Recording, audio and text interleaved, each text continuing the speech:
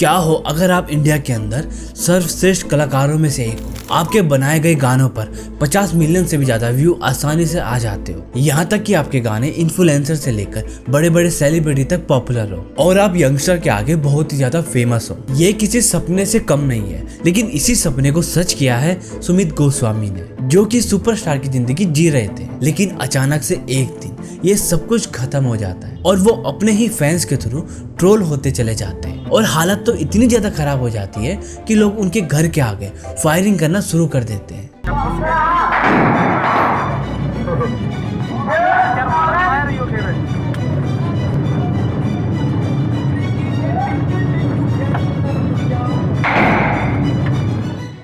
और आप जानना चाहते हैं कि ऐसा क्यों होता है, तो शुरुआत करते हैं एक कहानी की जिसके हीरो है सुमित गोस्वामी, जिन्होंने जीरो से हीरो और उसके बाद हीरो से जीरो तक का सफर को देखा है। तो चलिए शुरू से शुरू करते हैं। दतौली गांव के रहने वाले सुमित गोस्वामी 2018 में अपना पहला गाना कारोबार रिलीज करते हैं। वैसे तो उसमें कुछ खास व्यू नहीं आते हैं, लेकिन यहीं से उनकी म्यूजिक की जर्नी शुरू हो जाती है। इस गाने के लगभग 9 महीने के बाद वो एक और गाना बनाते हैं विक्की कजाले के साथ, जिसका नाम था बवाली टरेड, और यही वो सुमित का पहला गाना था जो हिट गया। इस गाने को YouTube में अभी तक 139 मिलियन व्यू तक मिल चुके हैं, लेकिन फिर भी सुमित गोस्वामी को ज्यादा लोग नहीं पहचान रहे थे। सुमित गोस्वामी जो है वो हरियाणवी सॉन्ग को एक अलग ही तरीके से प्रेजेंट करना चाह रहे थे, और यही कारण है कि अपने गाने रिलीज होने के 3 महीने के बाद एक और वो गाना निकालते हैं जिसका नाम रखते हैं भोलेनाथ। और ये गाना इतना ज्यादा हिट हो जाता है कि यहीं से उनको अपनी पहचान मिलना शुरू हो जाता है, और इन्हीं गानों ने सुमित को इतना ज्यादा फेमस बना दिया कि अब लोग उसको पहचानने लगे थे। जिसके बाद से सुमित गोस्वामी ने कई सारे गाने गाए, जो कि हर एक गाना उनका हिट होता चला गया। इन्हीं 2-3 सालों के अंदर सुमित गोस्वामी का नाम एक ऐसा नाम बन चुका था जिन्हें लोग हिट मशीन के नाम से जानने लगे थे, और हरियाणा के यंगस्टर के लिए वो एक यूथ आइकन बन चुके थे। इसके अलावा सुमित गोस्वामी ने कई सारे एल्बम भी रिलीज किए जिनको लोगों ने कई ज्यादा पसंद भी किया, और इसी की वजह से सुमित गोस्वामी को अपने करियर में फायदा भी मिला और वो यूट्यूब में ट्रेंड करने लगे। हालांकि सुमित गोस्वामी के साथ साथ एक और सिंगर भी थे जो कि उस टाइम पर काफी ज्यादा ट्रेंड में चल रहे थे, वो थे गुलजार छन्नीवाला। सुमित गोस्वामी की तरह ही गुलजार के भी गाने पूरे इंडिया के अंदर देखे जा रहे थे और सुने जा रहे थे। जुग जुग, जीबी फिल्टर, शॉर्ट, यमराज, इज्जत, ये कुछ फेमस गाने थे जिसकी वजह से गुलजार इंडिया के अंदर फेमस हो रहा था, और साथ ही सुमित गोस्वामी को गुलजार के साथ कंपेयर करने लगे थे। ऑडियंस जो है वो इसलिए भी इनको कंपेयर कर रहे थे क्योंकि दोनों ही हरियाणा से आते हैं और दोनों के जो गाने थे वो लगभग सेम ही होते, और साथ ही दोनों के लिए लोग बढ़ भी चुके थे।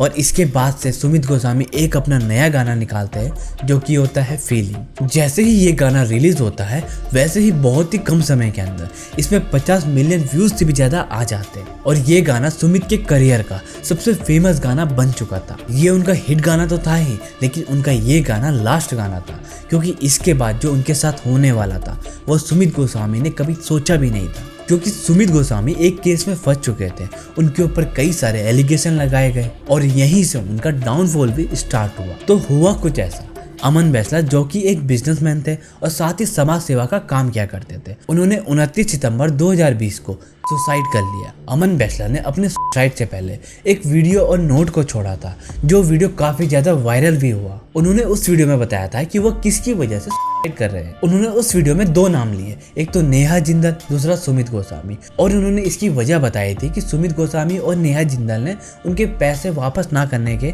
और साथ ही उनको ब्लैकमेल करने की वजह से उन्होंने ऐसा किया है। अब भला पैसा ना देने के उससे उन्होंने आके करा ही क्यों? अमन बैसला ने कहा जब वो उनसे पैसे वापस मांग रहे थे तो वो पैसा वापस नहीं दे रहे थे, साथ ही उनको ब्लैकमेल कर रहे थे। अमन एक मिडिल क्लास से था, इसलिए वो अपनी इज्जत को केयर भी करता था। पैसों की वजह से उनके परिवार वाले परेशान ना हो जाए, इसलिए उन्होंने सुसाइड जैसा कदम उठाया। अमन ने अपनी वीडियो में कहा कि नेहा जिंदल उनसे कई बार पैसे मांगती थी, कई बार तो वो ये कहकर पैसा मांगती थी कि उनकी माता पिता बीमार है, उनको डॉक्टर में दिखाना है।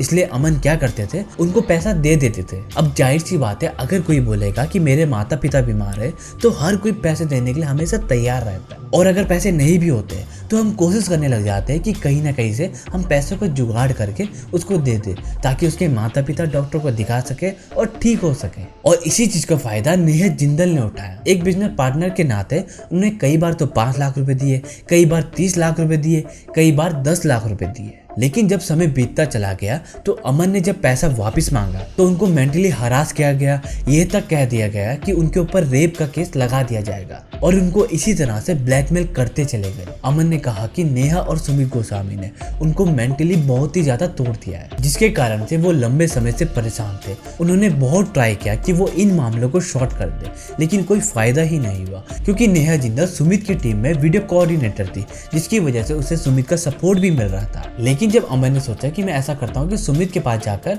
उससे बात करता हूँ और शायद वहाँ से पैसे वापस मिल जाएंगे और ब्लैकमेलिंग जो हो रही है वो शायद अब नहीं होगी। लेकिन जब उन्होंने सुमित से बात करी ना तो उनको पता है क्या जवाब मिला, ये सुनिए।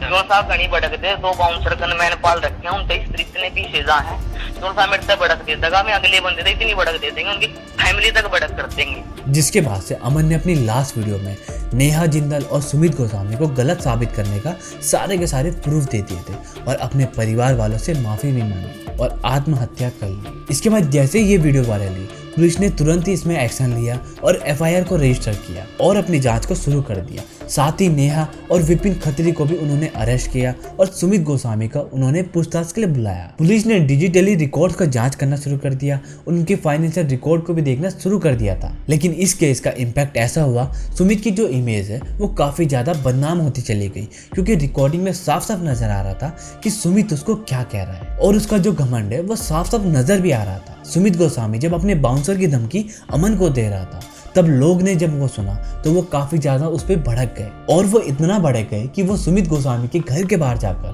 फायरिंग करना शुरू कर दिया। हर जगह पे जस्टिस फॉर अमन बैचलर चल रहा था और वो ऐसा इसलिए हो रहा था क्योंकि उनका जो कहना था, यानी कि अमन का जो कहना था वो ये कहना था कि उन्हें भी सुशांत की तरह कभी भी न्याय नहीं मिल पाएगा। लोगों ने सुमित गोस्वामी के सॉन्ग को बाइकआउट करना भी शुरू कर दिया था, यहाँ तक कि रफ्तार ने भी अमन बैचलर का सपोर्ट दिखाया और वीडियो बनाया। भाई जी मेरा नाम रफ्तार है और सबको राम राम है। और इतनी सी बात है, कल अमन भाई के घर जाना है, अमन बैसला के घर पे, जिन्होंने भाई ने सुसाइड किया है, भगवान उनकी आत्मा को शांति दे और जो भी उनका जस्टिस है वो उनको दिलाना है। उनके माँ बाप इस टाइम अकेले हैं, उनकी एक बहन है चीमा, जिसके बारे में मैंने उनकी वीडियो में देखा।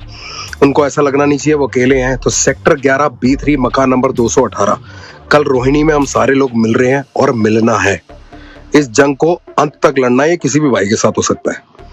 तो कल साथ है भाई, कल मिल रहे हैं। दूसरी ओर सुमित गोस्वामी ने उनके ऊपर लगाए गए सारे आरोप को गलत कहा, लेकिन उसका कुछ खास फायदा नहीं हुआ क्योंकि जो रिकॉर्डिंग थी वो सबने ही सुनी थी और इसी वजह से पब्लिक ने, यानी कि हम और आपने, उनका बाइकआउट किया। हालांकि जो केस है वो अभी भी चल रहा है, जितनी भी जांच होनी है वो अभी भी हो रही है, लेकिन इस विवाद ने सुमित गोस्वामी के पूरे करियर को 360 घुमा दिया। जो एक टाइम पर भारत में सबसे ज्यादा पसंदीदा सिंगर हुआ करते थे, वही आज के टाइम पर उनकी कोई बात भी नहीं किया करता, जिसके बाद से सुमित गोस्वामी ने काफी लंबे समय तक कोई भी गाना को रिलीज नहीं किया और लंबे समय के बाद उन्होंने गाना रिलीज भी किया लेकिन उनको सक्सेस नहीं मिल पाई। इस मामले के बाद सुमित ने अपने करियर में ब्रेक लिया और एक लंबे समय के बाद तोरा 2 और भड़तार उन्होंने ये गाने को रिलीज किया, लेकिन ये गाने भी बिल्कुल ठंडे ही रहे। अब सुमित के जो गाने हैं वो केवल रील्स में ही देखने को मिलते हैं, वो भी इक्की दुक्की रील्स में। हालांकि इसके कई और कारण भी हो सकते हैं, जैसे कि नए नए आर्टिस्ट का आना जो कि बहुत ही अच्छे गाने भी गा रहे हैं, जिसकी वजह से सुमित ऑटोमेटिकली पीछे हो जाता है। और कुछ दिन पहले ही सुमित गोस्वामी ने गुलजार के साथ एक फोटो पोस्ट किया था, जिसको देख के ऐसा लग रहा था कि शायद इनका एक नया कोलैब आने वाला है, लेकिन अभी भी ऐसा कोई अपडेट नहीं आया। तो इस वीडियो के एंड में हम यही कहना चाहेंगे कि सुमित ने अपनी जो सक्सेस है उसका सही तरीके से यूज नहीं किया और ये भी कह सकते हैं कि उनकी जो सक्सेस थी उनका उनके ऊपर घमंड आ चुका था और ऐसे ही वो एक आर्टिस्ट ही बन के रह गए। कंट्रोवर्सी जो होती है वो किसी भी तरीके से आपके करियर को इम्पैक्ट कर सकती है, लेकिन जो आपका टैलेंट होता है वो कभी भी इम्पैक्ट नहीं हो पाता है। तो शायद अपनी सक्सेस का घमंड जो सुमित गोस्वामी के अंदर आ चुका था वो नहीं आया होता तो अमन बैचलर आज हमारे साथ होता और सुमित गोस्वामी के गाने हम आज भी सुन रहे होते। अगर आपने ये वीडियो पूरी देख ली है तो हमें कमेंट में अपनी राय जरूर बताएं, आपका क्या कहना है इसके बारे में। तो हम उम्मीद करते हैं कि आपको वीडियो को देखकर पसंद जरूर आया होगा। मिलते हैं नेक्स्ट वीडियो में, तब तक के लिए जय हिंद, जय भारत।